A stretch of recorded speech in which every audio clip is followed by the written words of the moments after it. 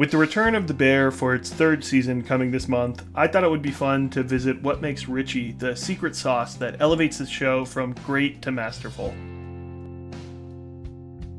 To be honest, I'm not sure there's too much variety of an argument you can make for the best character in the show. There's the big three in Carm, Sid, and Richie that all offer their own unique flavor of likability. Do you like the awkward and traumatized main character? Do you like the determined and plucky Robin to Carm's Batman? Or the rude but cool guy that slowly becomes more and more likable as the series goes on? But then after that, is there a large group of Marcus fans? Nat? Tina? Maybe Thack?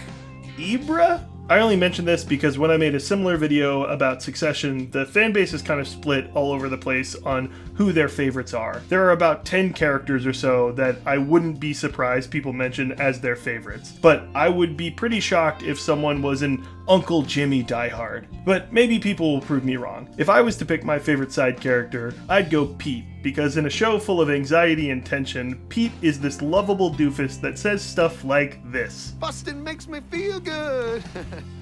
From the song. As for my favorite character, it's easily Richie, because much like Shrek, he's got layers to him. And I think there's 4 specific episodes that lay it out really easily why this character is able to work so well in this show.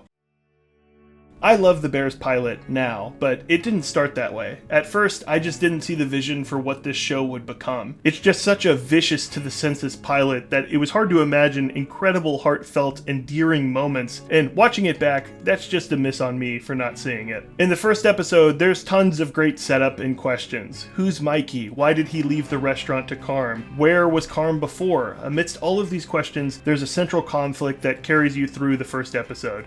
Richie versus Carm. The episode has Richie as the antagonist to Carmy's new system, a typical old versus new. Carm wants to do things properly, coming from the big leagues. Sid sees this vision. Some of the other workers do too, while Richie and the others see no problem with the way things were, and to change this is to admit fault in the way things have been run before. They even wait until after the first commercial break to get to Richie, like they were saving their agent of chaos for his own separate introduction. Whoa! What is good, you fucking replicants? There's also a lot of ego at play here. On top of being a hotshot, Richie feels a little betrayed for not being given the beef. I love the way this episode plays out because both of them end up being right in their own ways. Carmy has to get bailed out by Richie and has to switch to cooking the old way, but you see Richie try Carmy's meal and he immediately lights up with how good it is. In their own silent way, the two of them acknowledge each other's methods and see their value in them. Of course, they don't say this to each other, but you can see this start to plant the seeds for their work relationship to grow.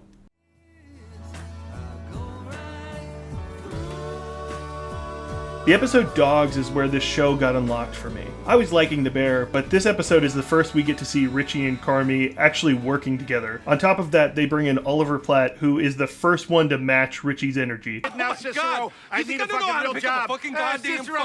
I love how this show goes from a frantic pace to more of a hang episode to really let you sit with these two at a kid's party. Because there is less intensity, you really can't have them just scream at each other for another 5 minutes. It really makes them feel less distant than they otherwise were before. It's a simple trick, but by having Pete in the mix for this episode, you suddenly have a common ground between Richie and Carm. It's really effective in making you aware that these two have a more familial bond here. While Richie still has a hard crust and will still continue to have a hard crust for this season, you can see why Carm works with him even though he's so irritating. If you've seen season 2 of The Bear, you are already aware of the anxiety attack perfection of an episode that came out before Forks. But surprisingly, Forks, while having only one character from the main cast for the majority of the episode, was seen as just as good, if not better. And I think that's because so many people wanted to root for Richie despite that tough outer shell he always showed off. The start of the season mostly had Richie be a screw-up while the rest of the crew are trying to build the new restaurant, which I think is the perfect setup for this episode. While Sid and Carm are in their late 20s, still primed for potential, Richie is in his 40s and seems to be closer at acceptance of his life that might not have a definitive purpose. And I think this is something most people can resonate with. Not having a clear sense of direction at any age is bound to happen, which is part of the magic we get to see unfold. We open with Coach K delivering this interesting speech set to Sid cooking, and you think it's about her and becoming a leader, but watching it back, it mirrors so much of what Richie is able to achieve by the end of this episode. The very first thing is that, in order to get better, you change limits. And when you change limits, you're going to look bad and you're going to fail. And at West Point, I learned that failure was never a destination. In other words, when you are knocked back, figure out why and then change. The other thing is that you're not going to get there alone. Be on a team. Surround yourself with good people and learn how to listen. You're not going to learn with you just talking. And when you do talk, converse. Don't make excuses. Figure out the solution, and you don't have to figure it out yourself. I always wanted to be a part of a team, and obviously I wanted to lead that team. What an interesting life it is to be a leader.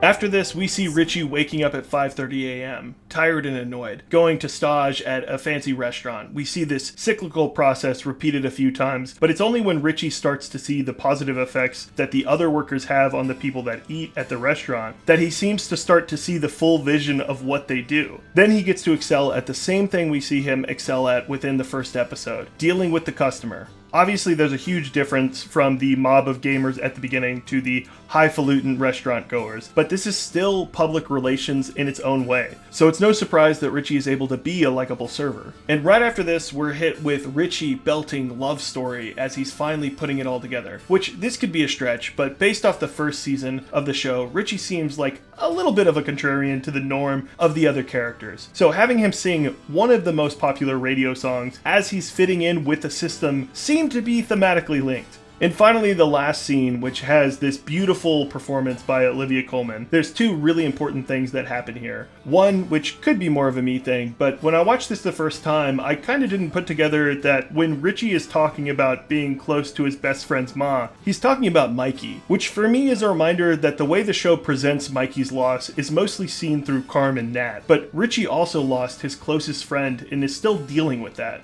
Secondly, this conversation opens with Richie actually relating to someone who went through a similar childhood to him, which allows him to really take in a compliment from Carmi that he would never say directly to Richie. Again, going back to that acknowledgement that they'll never say to their faces.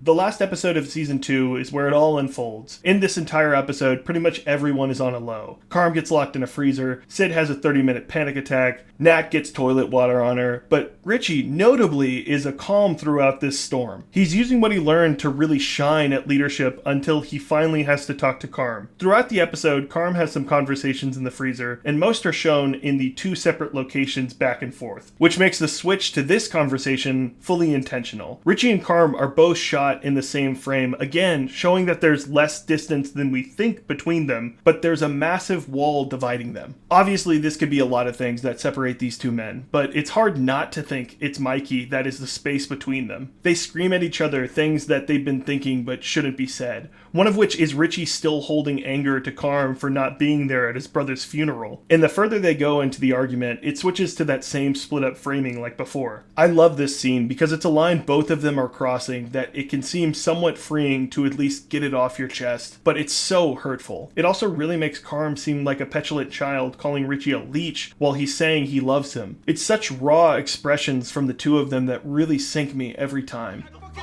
You fucking need me. Love you. You fucking need me. Fuck you. I'm very excited to see where this show goes in season 3. I feel like Richie might get a little less screen time just because he was given a whole episode to really let loose in season 2. But I'm very curious to see how they frame a couple of the male characters next to each other, because I think there's something this show's doing that's really smart. But let me know what you think. Tell me if I got it wrong, and there's actually a ton of fact stands out there.